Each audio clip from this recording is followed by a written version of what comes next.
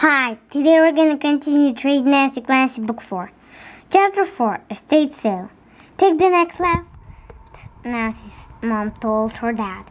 Nancy was excited. They were going to an estate sale. Estates were like mansions, big and fancy, so the furniture for sale was sure to be fancy too. Nancy needed a desk. Up until she had to do all her homework on her old play table, which was moving into George's room.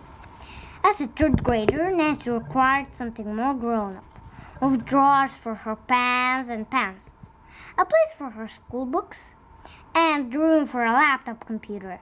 That is, for whenever she got a laptop computer.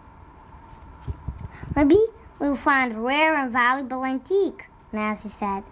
She was holding her nose, so when she spoke, it sounded as if she had a cold. Last week, driving to Grandpa's, Jojo had regurgitated all over the back seat. It still seemed a little of throw up. An antique? Sure, as long as it costs less than $25, Nancy's mom said. My tummy feels funny, Jojo whined. Nancy's mom swiveled around.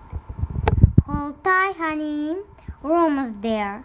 A moment later, the Clancy's car pulled up near a house where several other cars were parked. On the front lawn were some old beach chairs and umbrellas, as well as a plastic sandbox with no sand in it. A sign on a tree said, Estate Sale, 9/12 Saturday. The house looked a lot like Nancy's, only not as nice. It was painted a funny gray color that reminded Nancy of chewed gum. If you ask me, that sign is false advertising, Nancy said, disappointed. This is no estate.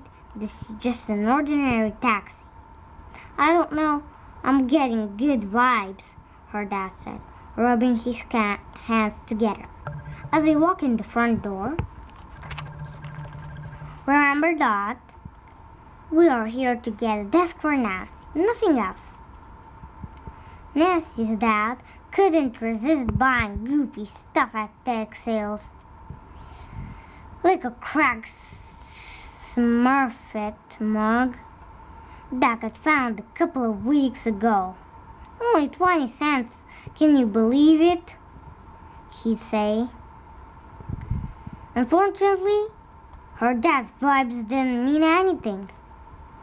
There was no desk for sale, and after Nancy's mom dragged him away from a stack of old Mad magazines, they returned to the car and moved onto the next tag sale on her mom's list. No luck here either. But at the third stop, in an upstairs bedroom of the house, Nancy came open a small wooden desk with a top that rolled up and down. There were lots of scratches on the wood. The desk had a row of little drawers inside, as well as cubby holes. That's where I could keep letters and other important correspondence, Nancy said. Her mom had Jojo by the hand. Dot, jiggle the desk to make sure the legs are sturdy. Then she turned to Nancy. So, what do you think? Can we repaint it? Nancy asked. Sure, the price is right. Dad said, looking at the tag, $20. Oh, I can do way better than that. Nancy's mom suddenly had a gleam in her eyes. She marched downstairs to find the lady who owned the house. Nancy, her dad, and Jojo followed behind. Your mother has turned bargaining into an art room, her dad said. Watch her closely, Nancy. Learn from a pro.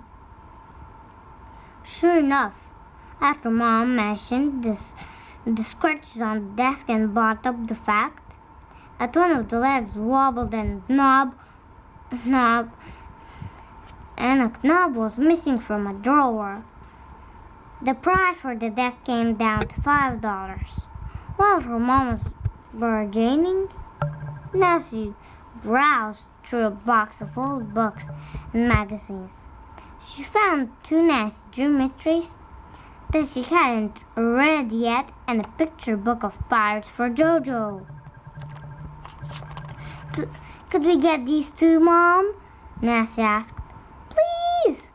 The final bill for everything totaled $15, counting the books and a tiny plastic pinball game that Dad had somehow laid in his hands on when her mother wasn't looking.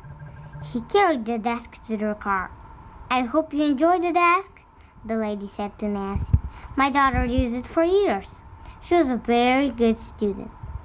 You look like a good student too. I try my best to be diligent, Nancy said modestly.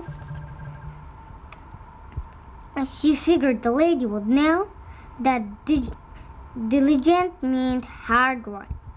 Is the desk an antique? Nancy asked hopefully. The lady laughed. It's old, but I'm afraid I'm the only antique here. Then the Clancys all piled into the car and made it home without Jojo regurgitating. Bye.